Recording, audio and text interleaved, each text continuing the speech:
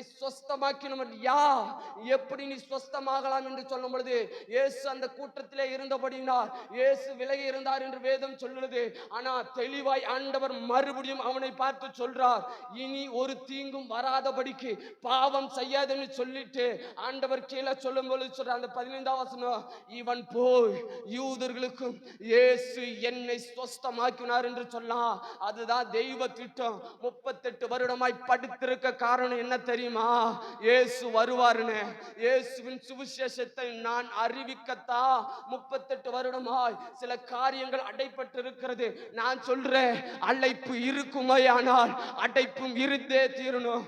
அழைப்பு இருக்குமே ஆனால் அடைப்பு இருந்தே தீரணும். ஒரு எனர்ஜியோடு வாங்கல, அழைப்பு இருந்தா அடைப்பும் இருக்கணும். இதை எடுத்து வாசிச்சு பார்த்தோம்னா, சாராளுக்கு ஆண்டவர் கர்ப்பத்தை அடைத்தார் என்று வேதம் சொல்லுது.